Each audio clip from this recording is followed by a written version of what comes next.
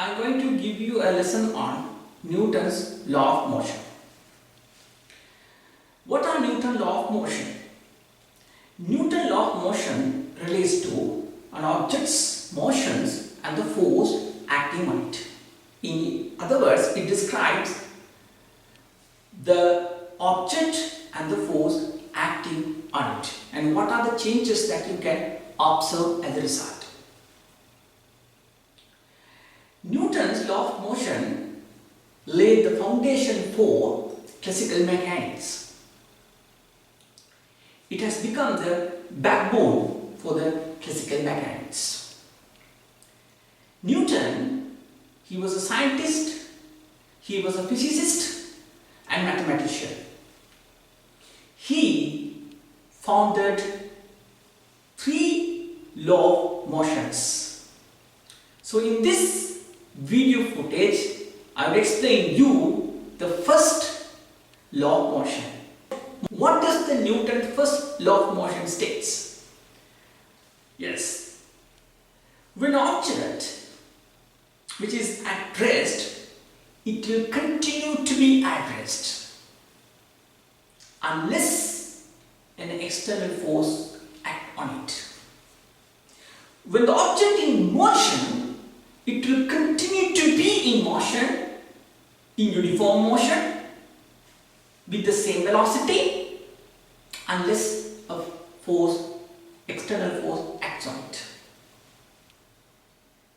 Now if you take this Newton's first law, we can find 2 aspects in the Newton's first law. The first part of the Newton's first law describes about an object which is at rest and the force acting on it.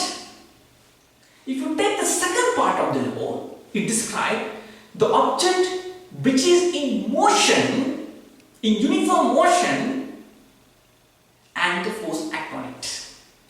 Fine. Now we have to study each parts in a different way, separately. If I explain you the first part of the Newton's first law, the object which is at rest, it will continue to be at rest when no force acting on it, with a simple experiment. I am going to explain through a simple experiment the first part of the Newton's first law of motion. Let's object is at rest, it will continue to be at rest unless an external force acts on it. Let's engage in this simple activity to study the law of motion.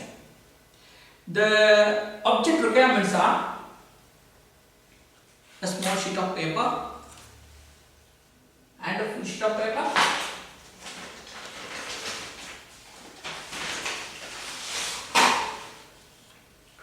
a book, a coin, and a glass of water. Fine. Let's arrange everything in certain order. First I am going to place the book on the tabletop. Then I am going to place the sheet of paper on top of it. On top of that I am going to place the glass of water. On top of the glass of water I am going to place a coin. Fine. If the Newton's law is true, what should happen? All the objects must remain at rest other than the object on which that I apply the force. I am going to apply the force on the full sheet of paper and I am going to observe what will happen to all other objects. What must happen? All the objects must remain at rest.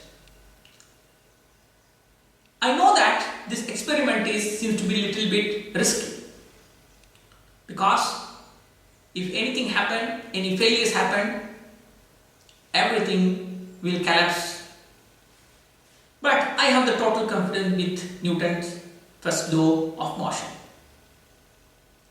Let me try. 3, 2, 1, 0.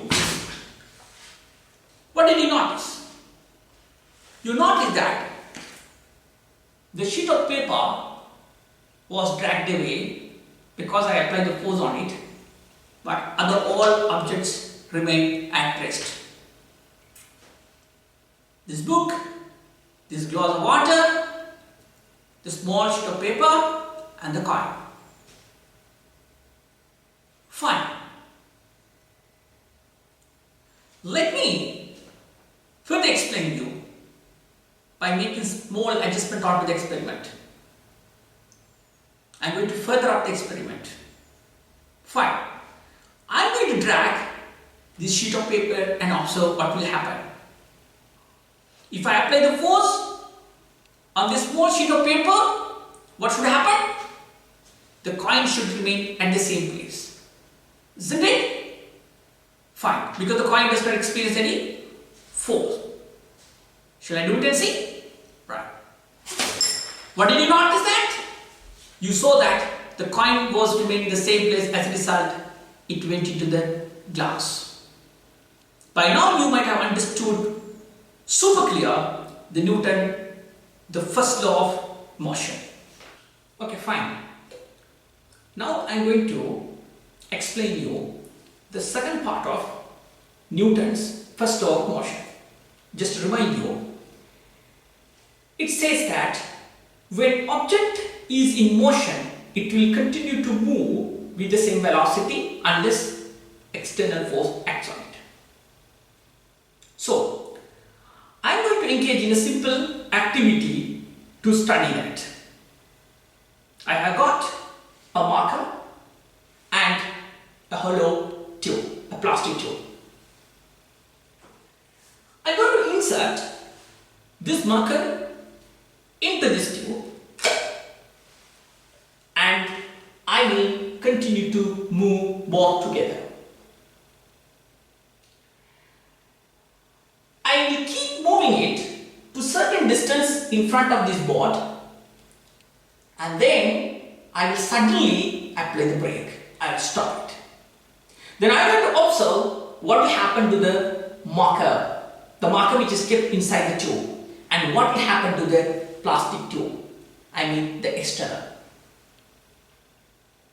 According to Newton, the second part, what should happen? If the object does not experience any force, the moving object that does not experience any force, it should continue to move with the same velocity. Let's see whether it's going to happen or not. Here you are. 3, 2, 1, 0. What happened? The object which was kept inside didn't experience any external force. As a result, it went straight and hit upon the board. And the object which experienced the force, it stopped. In the sense, its velocity changed. But the velocity of the marker didn't change. As a result, it went straight away with the same velocity and hit upon the board. By now you might have understood super clear the Newton's law of motion.